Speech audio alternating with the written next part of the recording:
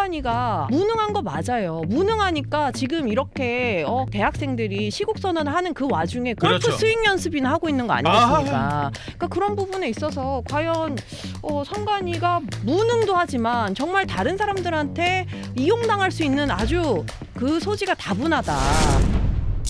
생각해보면 네. 저렇게 지금 국민의힘 국회의원들이 나와가지고 현장에서 좀 이제 소통을 하고 있잖아요. 예. 저거를 사실은 성관이 직원들이 해야 되는 거 아니에요? 원래는요. 네, 저게 지금 당연히요. 선거에 문제가 있어가지고 예. 그 조율 과정에 있다라고 하면 지금 사실 제일 가장 시위를 하시는 분들이 막아선 이유가 예. 그 다른 뭐 우리가 증거 보존해야 될 물건들이 사라질까봐인데 그렇다면은 이 문제의 가장 중심에 서 있는 성관이의 사람들이 나와서 이 상황을 해결하려고 해야 되는데 여기에도 안 보인다는 게 저는 좀 이해가 안 가네요. 몰디브 갔나? 몰디브 아니면 피렌체 아니면 갔나? 뭐 피렌체 그러니까 상 받으러 갔나? 몰디브나 피렌체 이런 데도 보면은 솔직히 저희가 그런 얘기 하잖아요. 신혼여행지로 많이 꼽잖아요. 그러니까 예. 휴양지로 가는 곳인데 예. 거기를 꼭 뭐 선거 관리에 그 성지처럼 해가지고 예. 국민의 세금까지 써서 갈 일이었나? 그러니까 자꾸 열이 받는 거예요. 그러니까요. 근데 오늘 그 TV조선에서 또 단독으로 그 기사가 하나 나왔더라고요. 예. 그러니까 중앙선거관리위원회 선거 1국장이 그 선거 당일날 이렇게 투표용지가 부족한 건 이번이 처음이었다 이런 분명히 얘기를 사과하면서 그 얘기 했었습니다. 분명히 했었죠. 예, 근데 이제 T조의 그 기사를 보면은요, 결국에는 이 지난 대선 때, 그러니까 지난 이재명과 그 김문수 이 대선 때 예. 동일한 일이 울산에서 있었다라는 거예요. 두 군데서나 그랬다는 예. 거죠. 그래서 네. 투표용지가 부족을 해서 추가로 배분을 한 적이 있었다라는 예. 건데 이런 부분이 지금 선관위 자체에서도 스크리닝이 전혀 안 되고 있다라는 얘기인데 그래서 저는 선관위가 아까 무능하다고 얘기를 하셨는데 예. 무능한 거 맞아요. 무능하니까 지금 이렇게 그 대학생들이 시국 선언을 하는 그 와중에 골프 그렇죠. 스윙 연습이나 하고 있는 거 아니겠습니까? 그러니까 그런 부분에 있어서 과연 선관위가 무능도 하지만 정말 다른 사람들한테 이용당할 수 있는 아주 그 소지가 다분하다라는 게 정말 아니 지금 계속 밝혀지고 있는 거예요. 권센터장님이 말씀하셨습니다만은 전북 선관위의 경우에 실제로 개표 결과 입력을 잘못한 상황이 드러났잖아요. 지금 경찰 이런 게 수사받고 한두 개냐고요. 있어요, 지금. 네. 1104표 전산 입력 누락시켜 버렸었잖아요. 네. 그런데 이 사실을 구선관위에서 그러니까 전주시 완산구 선관위에서는 도선관위에다가 보고를 했대요. 네. 그렇죠. 우리 선관위 이런 구선관위에서 일이 이거 있었다. 잘못한 것 같은데요. 그랬는데 그거 그래서 보고를 했는데도 도선관위에서 사무처에서 선관위에다가 도선관위에다가 그냥 아무 일 없는 듯이 보고를 했다는 거예요. 와. 그냥 이거 누락된데 1104표가 그래가지고 어떻게 됐냐? 이게 전북도 선관위에선 당선증을 그냥 교부를 해버렸어요. 야, 네. 진짜 문제의식이 아예 없고 되게 안일하게 일을 하는 거예요. 아니 이거는 어떻게 이럴 수가 있어요? 이거는 일을 아예 안 하는 거 아니에요? 심각한 조직적 범죄 행태잖아요. 네, 맞습니다. 그리고 이게 지금 만약에 구선관위에서 보고하지 않았으면 이 사태 자체도 묻혀 있을 뻔했던 거예요. 그러니까 이것이 과연 부실에만 머무른 거냐 하는 이야기가 나올 수밖에 없는 예. 거고요. 이 선관위에 대한 불신으로 인해서 지금 우리가 방금 봤던 그 올림픽공원의 현장에서 또 한 가지 굉장히 무서운 걸 볼 수 있는데요. 또 하나가 어떤 거요? 우리가 경찰을 신뢰하지 못하고 있다는 거예요. 아 맞아요. 경찰이 시민들에게 위해를 가할 것이다라는 불신으로 인해서 지금 저렇게 많은 사람들, 많은 의원들이 나가서 시민들과 경찰의 충돌을 막고 있는 거 아니겠습니까? 아, 예. 결국 공권력에 대한 국민들의 불신이 지금 아주 도를 지나실 정도입니다. 굉장히 높아지고 있어요. 선관위에 대한 불신으로 끝날 문제가 아닌 겁니다, 지금. 경찰에 대한 불신이 깊으니까 저렇게 시민들이 지금 저런 상황들 거기에 맞습니다. 언론에 대한 불신도 있기 때문에 어디 영상 기자가 어디 기자가 네. 들어가느냐에 까지도 대해서도 확인을 굉장히 해야 되는 민감한 민감합니다. 그런 네. 상황들 맞습니다. 근데 저는 아까 그 말씀하신 그 전북 선관위에서 보면은 더 큰 문제는 이제 결국에 도선관위 사무처가 보고를 받고도 이거를 그냥 묵살을 한 거잖아요. 그런 거죠. 어떻게 근데 보면은. 이 사무처에서 전북도 선관위원장을 속였다라는 건데 그 선관위원장이 전주지방법원장이네요. 그러니까요. 예, 그러니까 법원장을 어떻게 거예요, 속이고. 속일 생각을 하죠. 그러니까 선관위가 지금 법 위에 있는 거예요. 그러니까 이런 부분에 있어서 그러면은 시민 위에 있고 법 위에 있고 대통령이 처단을 해줄 수밖에 없는 상황인데 대통령이 너무 이게 헌법기 그 독립된 헌법기구다라고 그냥 선을 그어버리니까 시민들이 그러니까 자꾸 이게 대통령 책임이다. 맞아요. 그 어제 여론조사도 하나 국민의 나온 게 60% 보면은 이상이 대통령 책임이라고 얘기를 하는 거예요. 이 지금. 부정선거 이 투표용지 그러니까 투표용지 부족에 대해서는 예. 대통령 책임도 있다라고 얘기를 하는 게 예. 결국에는 이런 부분이거든요. 그러니까 지금 법 위에 있는데 그러면은 시민들이 아무리 이렇게 저렇게 다 나오셔가지고 예. 해봤자 해결할 수 있는 게 없습니다. 그러니까 아하. 대통령이 해결하라. 근데 대통령이 그거는 선관위에서 알아서 하세요. 총리도 선관위에서 알아서 하세요. 그 민주당도 선관위에서 알아서 하세요. 그러니까 지금 국민의힘만 하자고 특검하자. 국조특위 하자 이렇게 얘기하고 있는 건데 자유와 공정을 외치고 있는 저 올림픽 공원의 목소리나 함성에 대해서 네. 일부를 보고 대통령은 거기에 대해서 지금 엄청나게 막 부정적인 목소리를 하고 있는 상황이고 그러다 보니까 저는 그 두려우실 것 지지율이 같습니다. 네, 그 목소리가 지지율이 지지율 지금 하락으로 이어지고 대통령의 있고 지지율은 하락이 예, 되고 여당에 대한 국민의힘의 지지율이 지금 올라가는 폭락을 거죠. 하지 지금 않았습니까? 대통령 지지율이 50%가 무너졌어요. 무너졌습니다. 지금 무너져가지고 대통령의 부정평가가 51.4%, 긍정평가가 45.1%로 이미 크로스엔지가 지난주부터 크로스 현상이 나왔었는데 저는 그것도 굉장히 후하게 나온 거라고 생각합니다. 국민의힘과 민주당은 국민의힘 46.8, 민주당 35.9, 무려 10%포인트 이상 차이로 지금 오차 범위 밖으로 지금 국민의힘이 앞서가는 모습들. 네. 대통령의 긍정평가가 45.1%다. 이거는 대통령의 지난 대선 때 얻었던 득표율 거의 그 근방인 것 같은데요. 네. 그리고 뭐 대선까지 안 보더라도 지난 지선만 해도요 12대 4로 민주당이 그래도 꽤 숫자적으로 많은 보면은 의석수를 어떻게 보면 그 의석수가 아니죠. 예. 지자체장을 가져갔죠.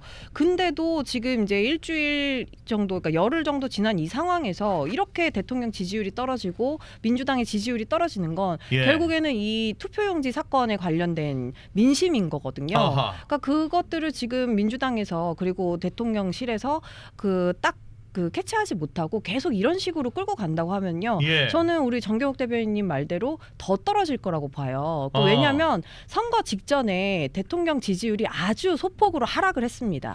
근데 그 하락세로 이제 돌아서는 그 순간들이 있었거든요. 예. 근데 이 선거를 지나면서 대통령의 지지율이 거의 6%씩, 그러니까 굉장히 큰 하락폭으로 떨어졌단 말이에요. 예. 근데 이 지지율의 어떤 그 결과물은요, 결국에는 사건이 터지고 나서 일주일, 2주일 후에 반영이 돼요. 그렇죠. 후행적으로. 그렇기 때문에 사실은 지금 1, 2주 후에는 대통령 지지율이 더 떨어질 것이고 그러면 대통령 지지율이 떨어지면 예. 민주당의 지지율도 같이 떨어지게 되는 것이거든요. 예. 그래서 저는 지금 이 상황에 대해서 저는 지금 오늘도 경찰이 강경 진압을 하겠다?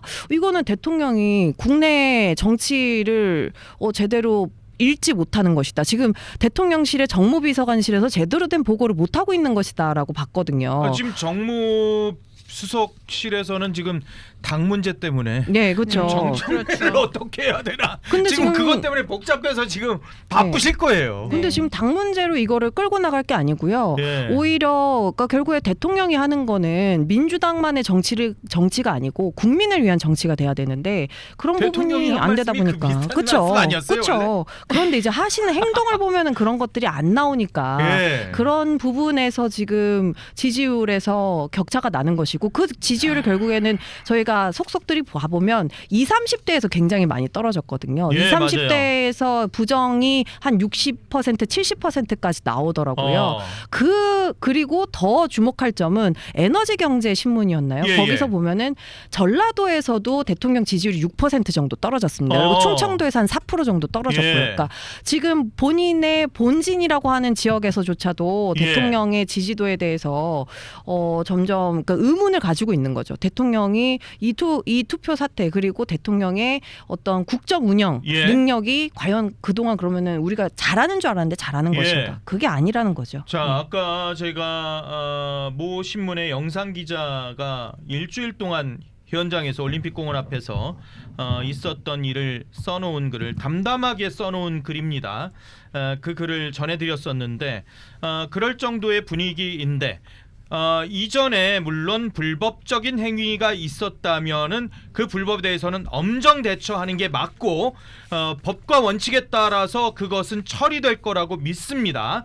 그런데 그렇다 하더라도 시민들의 불법 행위에 대해서는 당연히 처벌을 하지만 과연 지금 있는 올림픽 공원에 있는 많은 시민들이 그렇다면 언론이 얘기하는 일부 언론이 얘기하는 정말 강경 시위대일 것이냐 혹은 폭도와 같은 모습일 것이냐 그것은 분명 아닐진데 경찰력이 투입이 된 그런 상황들 과거 그러면은 이재명 대통령은 어떤 입장들을 보였었냐 2024년이었습니다.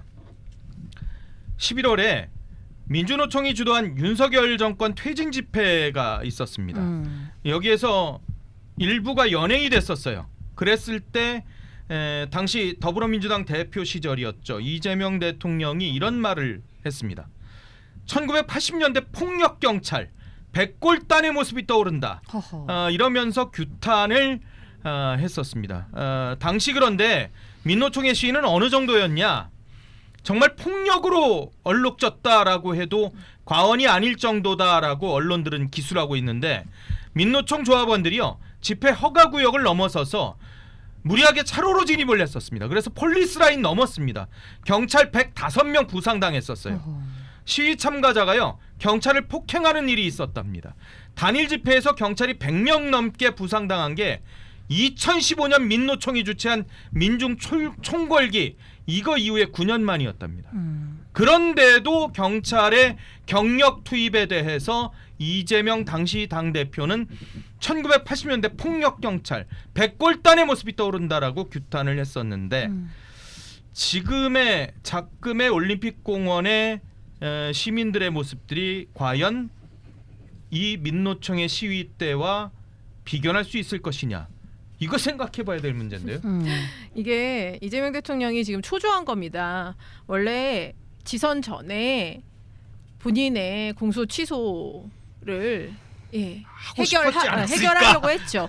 해결하려고 했는데 여론과 또 아주 적극적이지 않은 민주당의 협조 아닌 것 같은 비협조로 인해서 사실 통과를 못 시켰죠. 예. 그걸로 인해서 이제 지선이 끝나면 여론의 눈치 보지 말고 시원하게 해야지 했는데 지금 어떻습니까? 정청래 대표하고 아주 지금 각을 세우고 있어요. 지금 김민석 전 총리는 총리직을 그만두고 이제 당권에 도전하겠다고 하지만 지금 어떻게 될지 알 수 없습니다. 이걸 대비해서 정청래 대표가 뭘 해놨어요? 1인 1표제 해놨지 않습니까? 그렇죠. 그리고 지금 서로 그 권리당원 30%가 지금 호남권에 있다고 해요. 민주당에. 그래서 호남권에 표심 잡으려고 지금 난리가 났습니다. 정청래 대표나 김민석 전 총리는 이런 지금 시민들의 참정권 투표 용지가 부족했는지 어쨌든 이런 거 하나도 관심 없습니다.